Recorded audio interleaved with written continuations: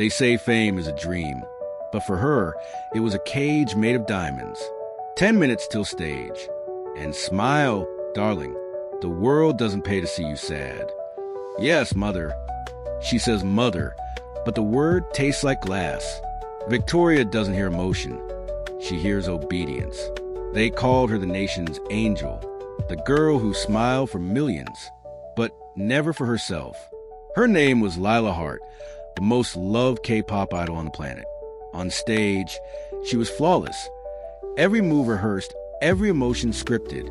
But behind the glitter, behind the billion-dollar image, was a secret that could ruin everything. Her parents, the ones the world praised for raising a star, weren't her parents at all.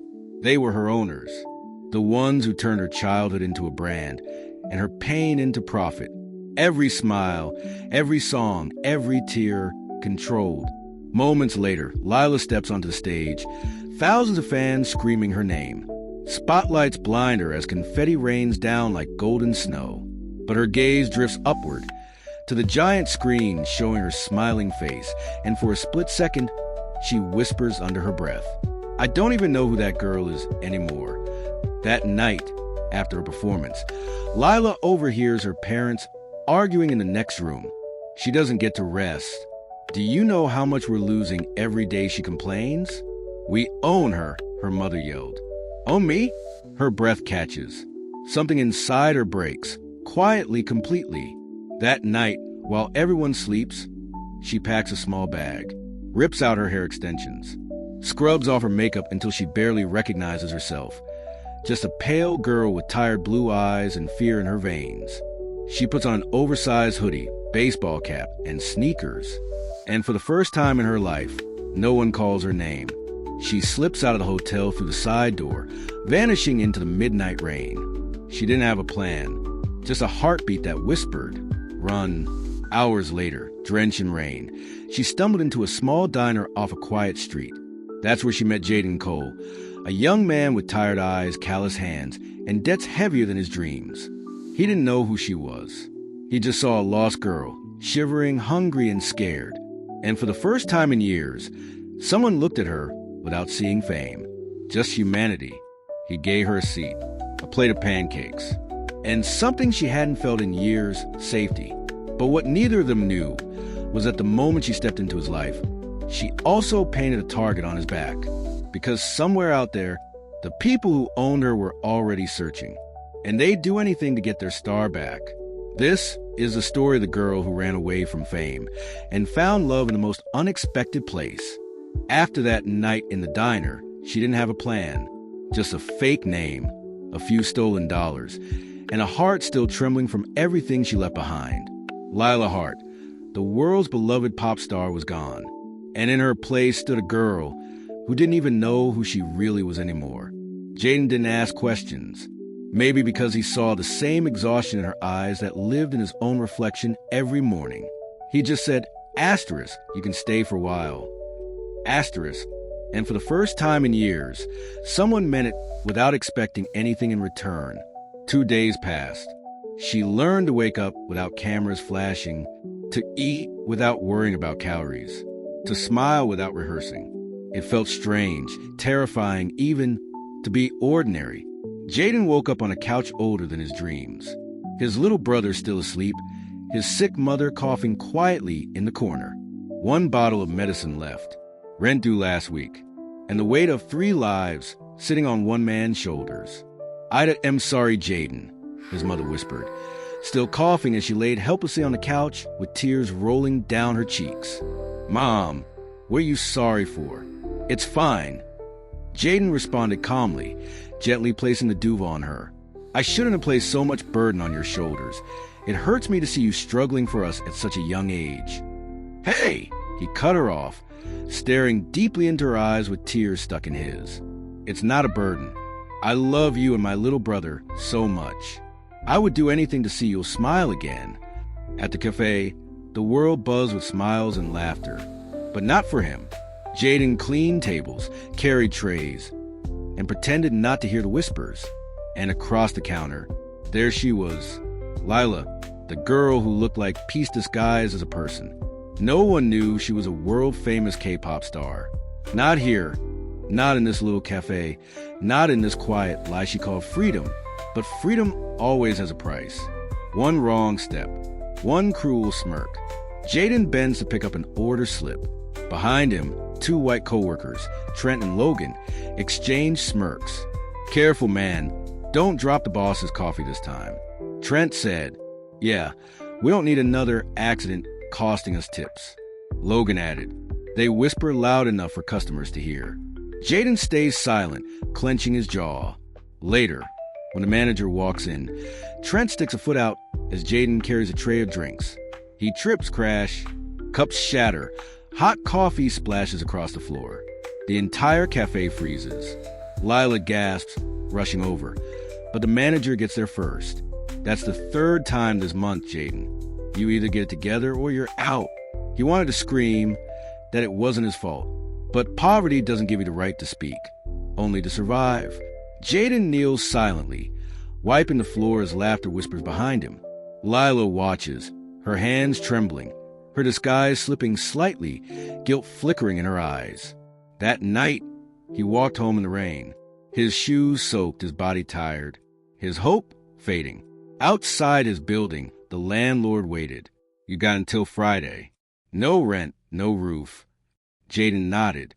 He didn't argue. He just went upstairs, found his mother burning with fever, and counted 3 wrinkled dollar bills in his wallet. That's all he had. $3 between sickness and eviction. And somehow, he still smiled for his brother. Next morning, things felt normal, almost peaceful, until one voice shattered everything. "Oh my God, are you?" "Lila Han." Lila froze.